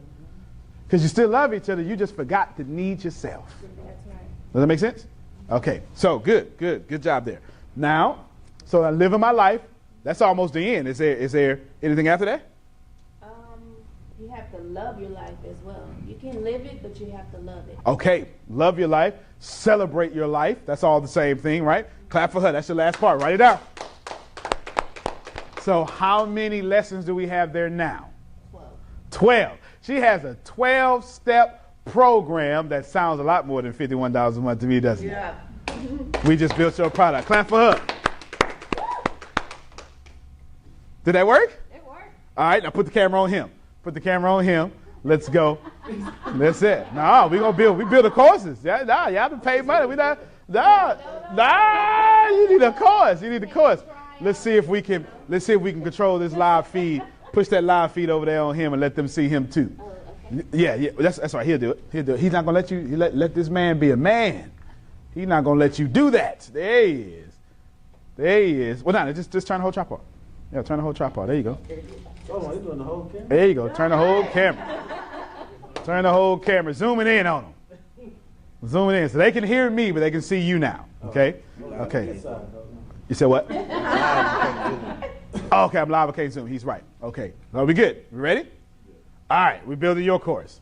Now let's tell us. First off, let's clap in celebration of the victory that just happened in this place for her. She didn't know, neither did I know that she would have a course be built for her. Amen. I didn't build it. So let me say this. I'll step over here for the camera. But let me say this here. Let me say this here so we can understand this here very understandably, so to speak. Everything you need is already in you. Amen. You got all the tools you need. Everything you need for this $48 million is already in you. Amen. Don't be afraid to get around people that can pull it out of you. All right, you want me to stay over here? Oh, you like it over here? All right, cameraman say he likes me over here. Okay. So, okay, then, well, then here we go. All right, what we got? They want me to stay here. All right. Is this good? Am I looking good? You got my Wesley Snipes side? Got you. All right, good. The Denzel. Okay, good. All right, and I'll be Shamar Moore, all right. All right, you sure? All right, there he is. Let's clap for Shamar Moore. There he is. All right. Okay, so what's the name of your... Or you ain't got to get a name, but just give me the name and we'll make a name. Oh, no, take try out of your vocabulary. That's what you said. Yeah. Yes, take try out of your vocabulary. Okay. Right. Now, So here's what we get. So with me, with her, but now we got to go to you, because you said it with such passion. You sound like you understood. That's what you're in the process of doing right now. Yeah. So now you got to tell me, how did try get in your vocabulary? Try became into my vocabulary because of the fear of success due to the motivation of procrastination. Okay. So yeah. Okay. So wait a minute. Because you look. You gave your wait a minute. Because you gave yourself two courses and 2 classes, all in the same thing. All right. So let's do. I want you to write these things down in order. Okay. I want you to write down handling fear. That's that vibe, right? Yeah. It's powerful, ain't it? Yeah, buddy. Oh, they highly aware. So yeah. Okay. Handling fear. Dealing with procrastination.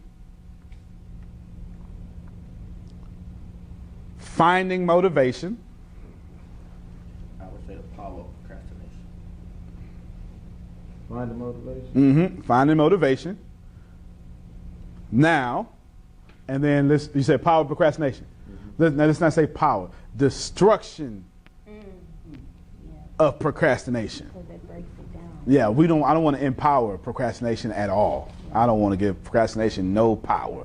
As a matter of fact, while I'm here, let me just go ahead and say this here. If you are religious, let me just hit you in the stomach real quick. I do apologize. I like religion, so to speak. I like God.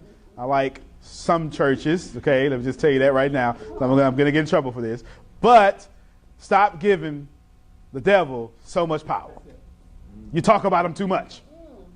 Stop. If you talk about debt, I don't care how much you try to get money, you're going to get debt. If you keep talking about the devil, I don't care how much you talk about God believing him, you're going to get the devil. Does that make sense? Where your energy goes, that thing will grow. All right. So we don't want to give power to procrastination at all. Now, that's not your course. Those are lessons in your course, but they're not necessarily in order. So we got to go back to you. But you said so much. That one little sentence. Now, ask you the question again because you never really did answer. You answered it, but you didn't answer it. Where did try come from in your vocabulary? It came from the lack of just wanting to do something, having the tools, but just not doing it. Okay. Did you ever have examples of that? Example of that is... No. Did someone teach you to do that? Yes. Yes. Uh-huh. It's a learned behavior. Okay. That's what, okay. So you understand. All right. So lesson number 1, identify your learned behaviors. There you go. I teach my students trying is lying. Trying is lying. There you go. Now you got your stuff in order. So that's lesson 1, and then 2, 3, 4, and 5. You get it? And that's in the order you said it. There you go. That's 2. And then we got 3, 4, and 5. So just for audience sake, so we can repeat it, he's got identify your learned behaviors, and then handling fear, dealing with procrastination, dealing with what is it? I forgot what it was. The destruction. The destruction. That's the distraction. Okay. And then finding motivation, and destructive procrastination. Now, we ain't even dealt with trying. We just identified it and the side effects of it. We haven't touched the cause. Does that make sense? You've identified where it came from. You're dealing with the side effects. Oh, these are peripheral battles. Now let's fight the real battle. Try. What does try? You sound like you're going through try. You sound like you're getting over try, or you've been over try. What has try really done to you? Having a culture of try, what has that done to you, your life, and your harvest? It put a shackle on my future. Ooh, sir, you need to write that down as fast as possible. Just put shackle on your future, sir. Write that down, sir. Write that down. Write that down for I sell a course on it, right? yes. Write that down, sir. Write that down. Wow. Shackles on your future. That is good. Is that good? Clap for that. That's good. All right. He don't have a $51 class either, do you? No. Man. That might not be 89 no more. That shackle on your future raised the price alone. Okay. So you've dealt with the shackles on your future. You have the shackles on your future. You got them. Are you currently over the shackles on your future, or are you dealing with the shackles on your future? Which one are you at right now? I'm finding the keys. Okay. So, okay. All right. I like that. That's it. There you go. Finding the keys. I like that, but what about dealing with the shackles alone?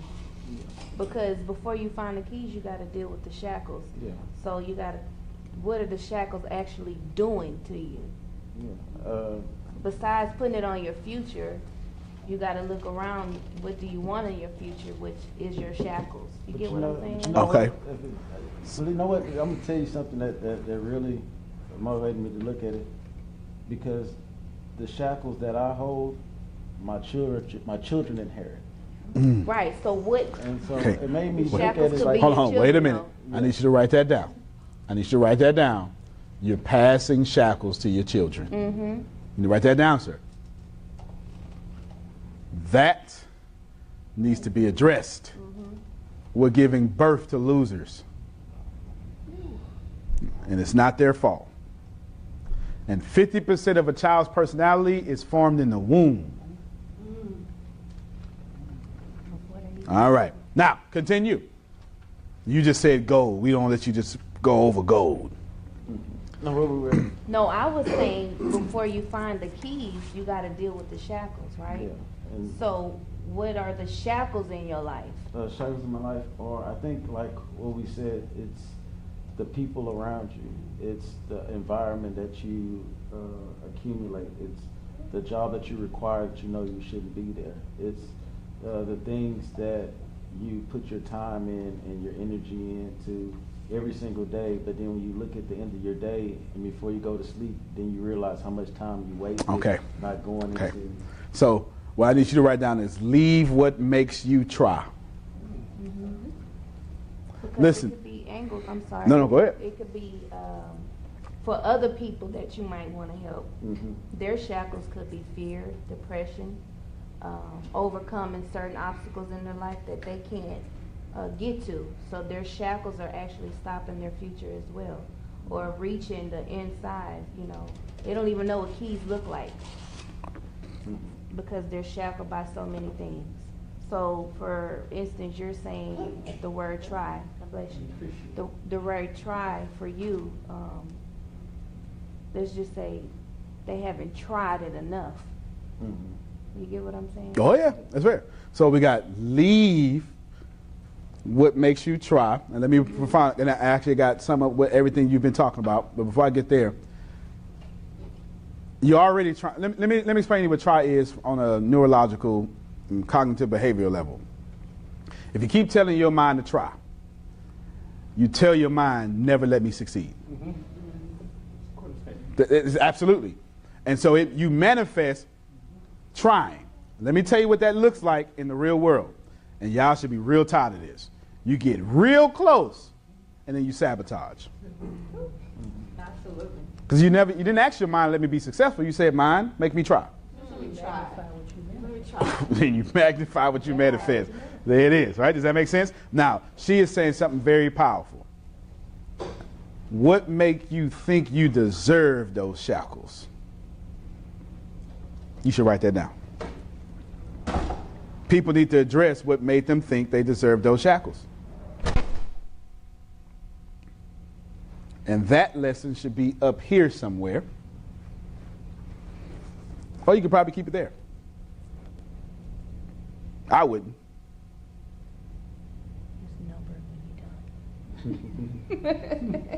They said number when you're done. There it is, right? Now, so now that I got that, I'm identifying my shackles, stop the trying. So you just dealt with the cause. You just dealt with the fact that I'm passing poverty to my children. Ain't no shackles in prosperity. Prosperity people get paid for making shackles. Okay, now. Can I have one more in there? Of course. It's one thing that I used to teach kids. I used to always talk to them about, and it's a difference between doing and done. Okay, that's good, especially with the procrastination. Yeah. Yeah, don't confuse movement with progress. Oh, Yeah, so there you go. Write that down. that's a good one. Yeah, that's a very good one. There you go. Never mistake activity. Always busy, but Yep. never Yep. getting anything done. Yep.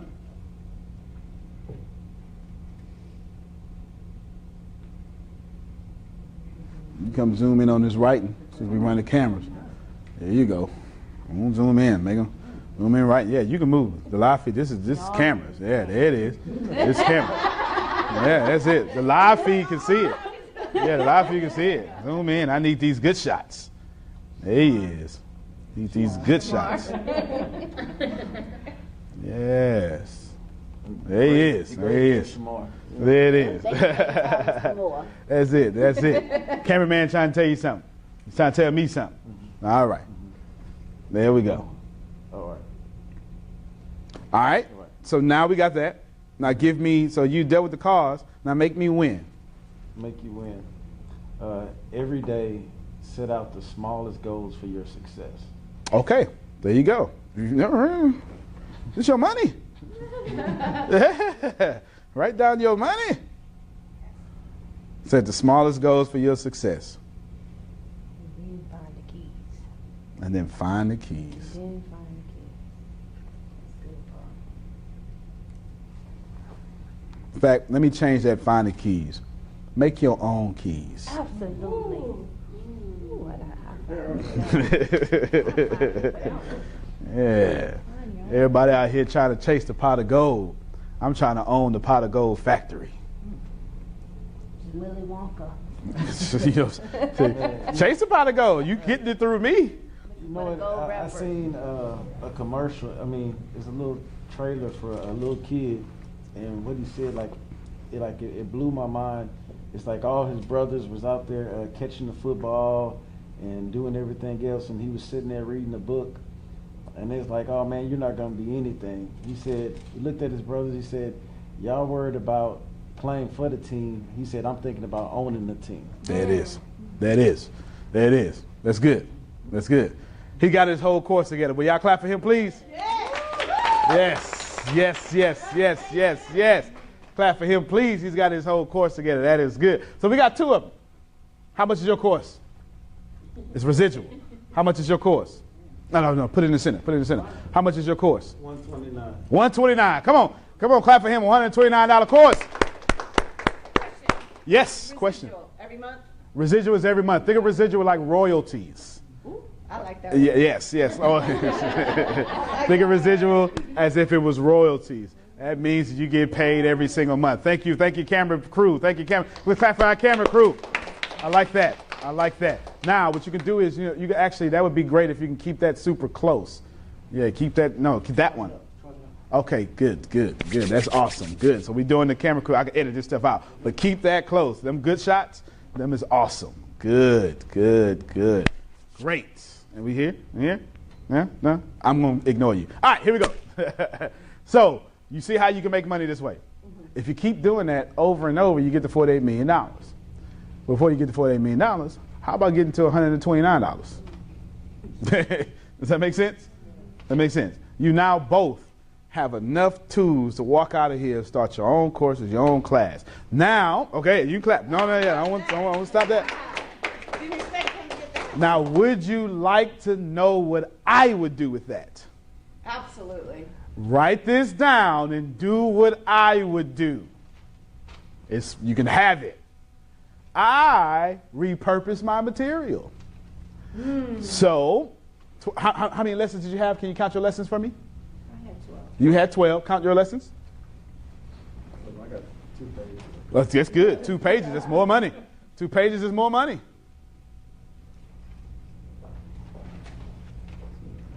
10. Okay, got 10. 11, 12. Okay. Now, check this out. That's 13 keynotes, 12 keynotes. No, you're going to receive that information. Hey, can you speak for me? I sure can. What you want to talk about? I want to talk about this. And you force that to fit right with you. You just tailor it up. You just wrote down 12 different keynotes. Clap for them for 12 and 13 different keynotes. Make sense? Okay. I'm not done. Now, check this out. Now you have a 3-day workshop, 7-day workshop, because that's long. You got a 12-day workshop. You got a 13-day workshop. Split it in half. You got that workshop. Now you got an 18-hour workshop, 6-hour workshop. You can do it. You got a 30-minute keynote or a 13-day workshops or anything in between. Does that make sense? Mm-hmm. Watch this here. You also have 13 different blogs for your website, 12 different blogs for your website. Right. Now you have a new podcast. Yes, you knew where I was going. You have a new podcast, both video and audio, whichever one you want to choose, about that subject. And you have 12 and 13. Watch this here. You sit down and you get your friends that you know can talk well, the people who are struggling with it, and you have 2-hour conversations on every topic. Watch it. You don't have 2-hour episodes. Every time you all get to a finished idea in that sentence, that becomes an episode. So out about, what I got, 2 hours? A 2-hour episode, for me, can make 12 different episodes. 10, 15-minute episodes. Easy. Somebody get your calculator out for me, please. He's done it. 12 times 12, is that still 144? Yeah. Interesting. He's done it. You literally have now 144 episode podcast. You're already in syndication. Right. Would you like to know what else I'll do? Can't have a podcast about a TV show. Right. Next YouTube star, both of them right there. Clap for them. Now you do a TV show about what we just talked about. Does that make sense? Mm-hmm. That's what you do with information. That's how you repurpose it. Did that help everybody? Mm-hmm. Does that help everybody? Mm-hmm. Does that sound like some money? Mm-hmm. Man, I like that there. What time is it? 10:25. Okay, so I went over 25 minutes. Okay, 10:25. Good. Is that good? All right, so I'll come back with the rest of the laws. So come on, bring our host back up. Put on some high five music. We got them well. Good job. Yeah. Did you hear about ATS Week? I did. It's gonna be on Is the it stage. for real? It's gonna be on the stage. Like 24/7? 24/7. No way. Yes. No. You know, like Shark Week is a big deal. Oh, okay. I Shark Week's a get it big now. deal. It took me blonde hair. It's okay. It's okay. It's so, okay. So who? Who's it gonna be from ATS? Woo. Well, okay, ATS, Antonio T. Jr. Okay. Yeah. He's gonna do 24 hours a day, 7 days a week. Not just him, though. Who? Not just him. You got Tempest Smith. You got Deanna Mitchell. You got Brian Johnson. Are you Brian gonna be A. on it? Johnson. Are you? I think I am too. Okay. Aren't you? So yes, I am. Yes. I am. And then we got Shannon Clark. Yes. Shannon Clark. Shannon Clark. Shannon Okay. Clark. Okay. Deanna. All these people Did you are say too. Deanna? I said Deanna. Okay, you We're said saying Deanna. Deanna. Deanna. Rainbows. Rainbows. She's gonna shoot Caribbean. rainbows Yes. through Yes. your screen, Yes. everybody. That's it. Yes. Okay. So I'm excited. Yes. 24 hours a day, 7 days. 24. That's it. You know July what? 16th I bet to the you 23rd. we were.